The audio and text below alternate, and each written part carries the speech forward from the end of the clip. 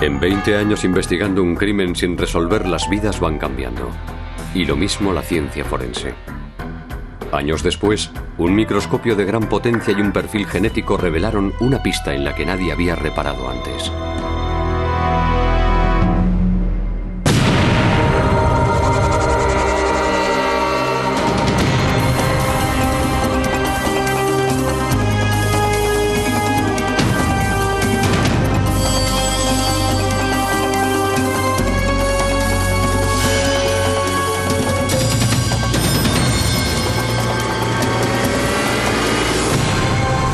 Crímenes imperfectos.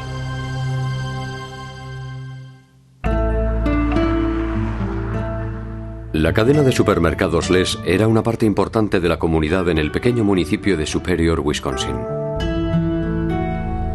Algunos miembros de la familia Grant llevaban allí trabajando muchos años. La cadena Les nació en los 60. Mi madre, mi abuela e incluso yo mismo trabajamos allí. Pero en épocas distintas, vivíamos justo al lado. Era el típico pequeño supermercado de barrio. Linnea Grant, de 50 años de edad, estuvo trabajando en dicho supermercado en la década de los 80. En aquel entonces estaba divorciada y era madre de 4 niños. Con los años se fueron incrementando los robos en el local, pero sin violencia. Todo eso cambió el 9 de agosto de 1986. Roger, de 17 años e hijo de Linnea, estuvo en la feria del condado hasta las 2 de la mañana. Cuando regresó a su casa, su madre no estaba allí. Había pasado mucho tiempo después de la hora del cierre, así que salió de su casa y se dirigió directamente al supermercado. Miró a través de la puerta de acceso, pues era de cristal, y casi instantáneamente vio a su madre caída con la cabeza a un lado, junto a dicha puerta. Traigan una ambulancia. Mi madre está en el suelo dentro del supermercado Les. Hay sangre por todas partes. Cuando llegó la policía, encontraron a Linnea Grant ya fallecida, yaciendo en un charco de sangre. Tenía heridas de consideración en el rostro y en el cráneo. No faltaba nada en la caja registradora y no habían robado nada de su bolso. No parecía que el móvil fuera sexual. Ni la ropa que llevaba puesta ni las heridas corporales conminaban a que ese fuera el rumbo de la investigación. Era simplemente un asesinato sin una causa evidente. Pero cabía también la posibilidad de que alguien hubiera entrado en el supermercado con la intención de cometer un robo y que el individuo en cuestión fuera un desconocido o tal vez un cliente. Según la familia, Linnea no tenía ningún enemigo conocido. Superior es un pequeño pueblo y un asesinato tan brutal como este es algo poco común. No es como en Nueva York.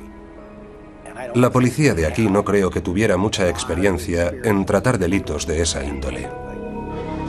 Algunos pensaron que tal vez la feria del condado tuviera algo que ver con eso.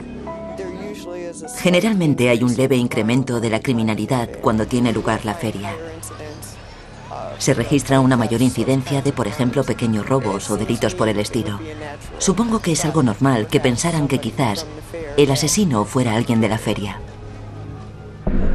Con tan pocas pistas y ningún testigo, los investigadores no lo tenían nada fácil. Sin embargo, encontraron una prueba bastante importante. Cuando los investigadores entraron en el supermercado, se percataron de lo que parecían ser huellas de zapatos en las baldosas. ¿Llevarían estas huellas hasta el asesino?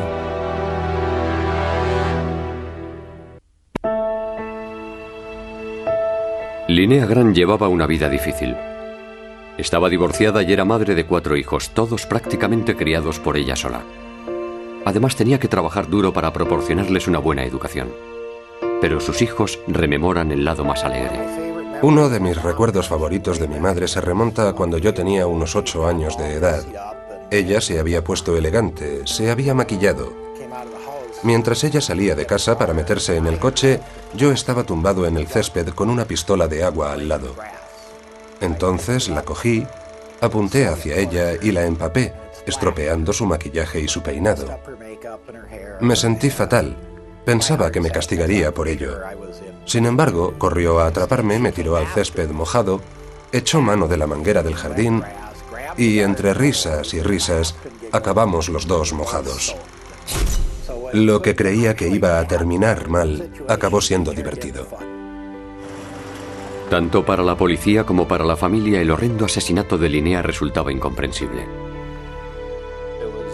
Fue dramático, desproporcionado, terrible, horripilante o cualquier otro término que valga.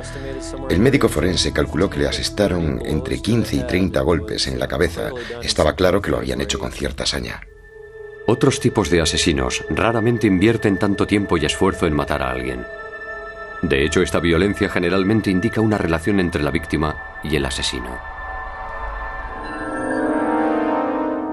Soy de la opinión que tuvo que haber sido alguien cercano a la víctima, digamos un miembro de su familia, y se tuvo que haber producido alguna disputa entre ellos. Inicialmente consideraron a todo el mundo sospechoso, e incluso interrogaron a mi hermano mayor sobre su paradero esa noche, pero él lo pudo demostrar. Linnea Grant tenía 4 hijos.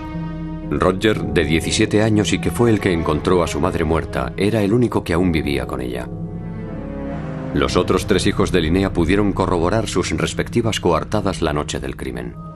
Así que los investigadores se centraron en el ex marido de Linnea. Al haber sufrido un divorcio traumático de su marido Jerome, él se convertía en el potencial sospechoso de este caso. Pero Jerome Graham estaba a más de 1000 kilómetros de Ohio la noche del asesinato, una coartada corroborada por otras personas. Al principio la policía esperaba que las suelas de zapatos manchadas de sangre en el lugar del crimen les llevaran al asesino. Sin embargo, pertenecían a Roger. Ella estaba en medio de un charco de sangre. No es de extrañar que encontraran esas marcas de suelas con sangre y que correspondieran al calzado de Roger. Roger también disponía de una coartada para la noche del asesinato de su madre. Estuvo en la feria del condado con sus amigos hasta las 2 de la mañana y sus amigos corroboraron su coartada. Lo único que pudo recordar es que estuvo con sus amigos en la feria. Estuvieron bebiendo y tomando drogas, pero no se acordaba de nada más, únicamente de cuando encontró el cadáver. Aunque Roger reconoció haberse emborrachado y drogado la noche del asesinato de su madre, ninguno de los miembros de su familia pensaba que él tuviera algo que ver con el crimen. Era absurdo. Conocía bien la vida que llevaba Roger, pero él no era violento. Era el típico chico adolescente que pensaba que era más gallito que ninguno, pero no era de los que andaba buscando pelea. Los investigadores registraron la casa de Linnea y encontraron lo que parecía ser el arma del crimen. Un martillo de orejas, con mango de madera guardado en un cajón junto al fregadero de la cocina. Los forenses notaron que las heridas tenían una forma circular y dedujeron que eran similares a la forma de la mocheta de un martillo. Por desgracia, el martillo aportó pocas pistas. El Laboratorio Estatal de Criminalística nos informó de que en el martillo no se hallaron restos de sangre. La policía también examinó la ropa que Roger llevaba puesta cuando encontró a su madre. En ella sí había restos de sangre de su madre. Roger nos contó que fue él quien encontró a su madre, que precisamente se agachó para levantarle la cabeza, que había tratado de reanimarla. Pero el simple hecho de que hubiera sangre en su vestimenta, francamente, no nos aportaba mucha información. Pasaron 3 meses hasta que a unos 300 kilómetros de distancia, en un pueblo llamado Eau Claire, Wisconsin, Steve Hanson, de 19 años, fue arrestado por golpear a un hombre hasta morir. Steve Hanson cometió el asesinato con un martillo. Este sería el instrumento hipotético utilizado para matar a Linnea Grant. Los agentes pensaron que Steve Hanson tenía algo que ver, o al menos tendría alguna implicación en los hechos. Vamos a ver, ¿hasta qué punto no era casualidad que se produjeran 2 asesinatos a martillazos dentro de la misma área geográfica? Luego la policía se enteró de algo más, que Steve Hanson y Roger Grant se conocían entre sí. Ambos tenían el mismo grupo de amigos y supuestamente habían consumido drogas juntos. Era posible que entre los dos surgiera una enemistad, quizás relacionada con las drogas, y que el asesinato fuera un ajuste de cuentas.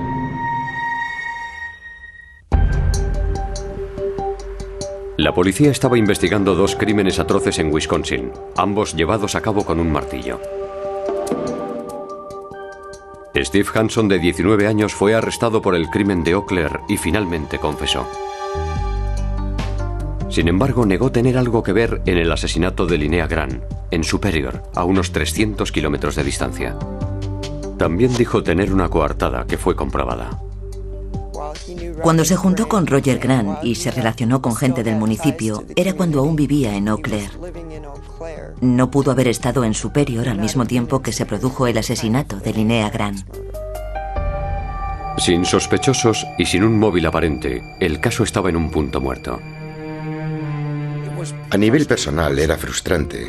El homicidio de la señora Grant quizás haya sido el crimen más espantoso que he conocido en mi vida. Me fastidiaba ser incapaz de conseguir que la resolución de este caso llegara a buen puerto. Pasaron otros 20 años, hasta marzo de 2004, cuando el capitán de la policía Chad Lalor se le asignó dirigir una nueva unidad, la de casos sin resolver. De todos, el que primero le llamó la atención fue el de Linnea Grant. Un asesinato que se había cometido cuando él todavía estaba en el instituto. Los investigadores entonces no estaban seguros de cómo plantear la investigación. Teníamos a Roger Grant declarando haber encontrado a su madre muerta, que él había estado allí horas antes y que ella se encontraba bien. No disponíamos de ningún otro testigo ocular. Era un caso difícil por la falta de testigos y también por la escasez de pruebas forenses fehacientes. El agente John Christopherson fue también designado para llevar este caso en concreto. El capitán Lalor y yo revisamos todas las pruebas que fueron recogidas allá en 1986 y a continuación las enviamos al laboratorio de criminología de Madison, donde nos vimos con el experto Ken Olsen. En 1986, cuando ocurrió el homicidio, acabábamos de empezar como un laboratorio que analizaba las marcas dejadas por restos de sangre y reconstruíamos la escena del crimen. No empezamos a estudiar las manchas de sangre dejadas en la ropa hasta principios de los 90. Una de las primeras cosas que hizo Olsen fue examinar el martillo de orejas encontrado en la cocina de la víctima. En el análisis de 1986 no encontraron nada. Pero con los microscopios de gran potencia actuales, Olsen dio con restos ínfimos de lo que parecía ser sangre en las estrías y muescas del martillo. Aun si hubieran sido identificados en 1986, la cantidad no hubiera sido suficiente para una prueba de ADN. En 2004, la cosa cambiaba por completo. Gracias al ADN ya no era necesario disponer de una muestra mayor.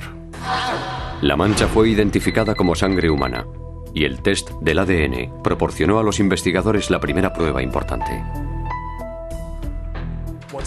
Una vez que hubimos analizado el ADN del martillo y resultó corresponder a Linnea, dicha herramienta pasó a convertirse en la posible arma homicida. Era un hallazgo crucial para este caso. Al fin teníamos el arma del crimen. Se trataba de un martillo que fue encontrado en casa de Linnea y de Roger Grant. A continuación, los investigadores examinaron la chaqueta vaquera que le confiscaron a Roger Grant de su dormitorio la noche del asesinato. Y eso a pesar de que no la llevaba puesta cuando la policía llegó a la escena del crimen. En la manga derecha, Olsen encontró diminutas gotitas de sangre, salpicaduras producidas por un fuerte impacto, las cuales son muy diferentes a las dejadas por una gota caída o por el contacto con una herida. Cuando alguien tiene manchas producidas por un impacto, salpicaduras muy pequeñas que tienen que ver con un fuerte golpe, esa persona o bien es la autora de los golpes o bien estaría muy cerca de la víctima. Dentro de la cazadora había más sangre. Parecían manchas de gotas caídas o consecuencia del simple contacto. Creo que lo que los investigadores pensaron y lo que el laboratorio de criminalística dedujo es que el arma homicida estuvo manchada de sangre y la metieron en el bolsillo de la chaqueta para eliminarla de la escena del crimen. En los zapatos que examiné, encontré 2 manchas de sangre de 1 milímetro de diámetro, o incluso menos, que eran consecuencia de un impacto con gran fuerza. El ADN de la sangre de la chaqueta y zapato de Roger correspondía al de su madre.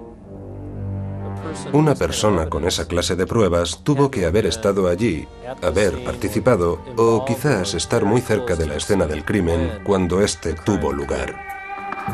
La policía interrogó a Roger Grant acerca de estas nuevas evidencias. Había pasado ya mucho tiempo desde 1986. Roger incluso era ahora padre de 2 hijos adolescentes. Las salpicaduras de sangre en la chaqueta y los pantalones vaqueros son consecuencia de que usted, Roger Grant, le asestó tantos golpes a su madre, Linnea Grant, que la mató. Me parece muy atrevida su afirmación. Cualquiera que hubiera sido acusado falsamente de haber asesinado atrozmente a su madre habría negado categóricamente esa imputación. Alzaría la voz, nos gritaría o incluso se iría. Roger no hizo nada de eso. Los investigadores le preguntaron de nuevo qué pasó la noche del asesinato de su madre. Esta vez declaró que tuvo una discusión con su madre a eso de las 10 de la noche, poco antes de marcharse a la feria del condado. Dijo que él le había pedido dinero. Cuando usted le pidió el dinero a su madre, ¿ella se encontraba bien en ese momento? ¿Cuando me marché? ¿No vio nada raro entonces? No, aún estaba viva. Simplemente estaba enfadada. Para nosotros fue un punto de inflexión en el interrogatorio. Se trataba de un tipo que afirmaba haber visto bien a su madre y encontrársela muerta horas después. Sin embargo, esto indicaba que él sabía que algo raro le ocurría a ella. Y además, por primera vez, la policía encontraba un posible móvil. Roger les había dicho que su madre se negó a darle dinero alguno aquella noche, pero continuó negando que él la matara.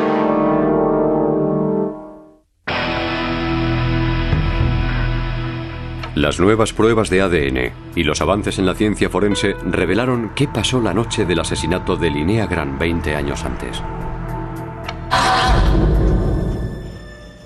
La acusación cree que el hijo de Linnea, Roger, estuvo bebiendo con algunos amigos y también tomando drogas. Hola, mamá.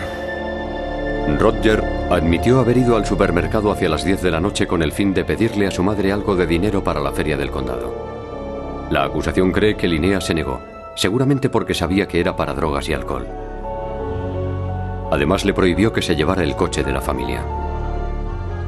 Ambos discutieron. ¿Cómo que me vaya a casa? ¡Que te vayas a casa!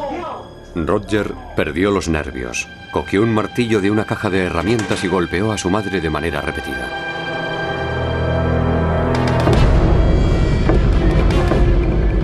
Las salpicaduras de sangre consecuencia de los golpes impactaron en la chaqueta vaquera de Roger, sobre todo en la manga derecha y en sus zapatos. Cerró la puerta de acceso. Regresó a su casa. Lavó el martillo. Se quitó la chaqueta. Y luego quedó con sus amigos en la feria del condado.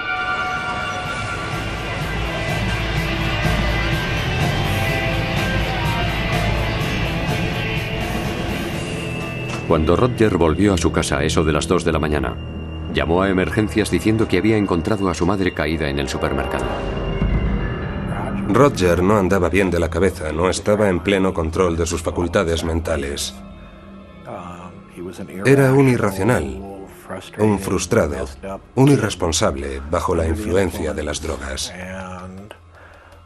De lo contrario, no se le hubiera ocurrido matar a martillazos a nuestra madre o a cualquier otra persona.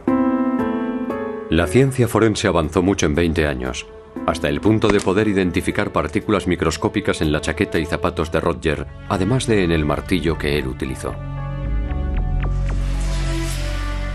Durante aquellos años, Roger Grant siguió consumiendo drogas, llevaba una vida desordenada y se divorció. Entraba y salía. Me resultaría imposible contar el número de veces que entró y salió de hospitales psiquiátricos, centros de desintoxicación, de rehabilitación. Roger Grant vivió en Superior 18 o 19 años antes de que fuera detenido por la muerte de su madre. Si se hubiera marchado de allí, posiblemente hubiera escapado de la justicia. Pero no creo que se le pasara eso por la cabeza. Más bien, siempre pensó que nunca sería acusado de haber matado a su madre. Enfrentándose a lo evidente y ante la posibilidad de que su propia familia fuera encausada, Roger Grant confesó. Se declaró culpable de los cargos de asesinato en segundo grado y fue condenado a 15 años de prisión. El caso destaca por muchos factores y de nuevo por la satisfacción de ver un trabajo policial bien hecho. En aquel momento dejaron el caso aparcado. Lo reabrieron con un nuevo planteamiento, una nueva tecnología, con nuevas pruebas forenses. Es más que satisfactorio que se haya hecho justicia. Aquí existe un dicho: atrasar la justicia es negar la justicia. No creo que esto sea cierto en su totalidad, ni que la familia de Roger Grant pensara que fuera necesariamente así. Les llevó 19 años averiguar la verdad, pero al menos ya lo saben con certeza, porque la ciencia se lo corroboró. Esto nos da esperanzas de que casos que han estado sin resolver durante muchos años puedan ser solucionados en un futuro y que los delincuentes, estén donde estén, sean más que conscientes de que la policía dispone de tecnología moderna y que un día de estos lo mismo estamos llamando a sus puertas.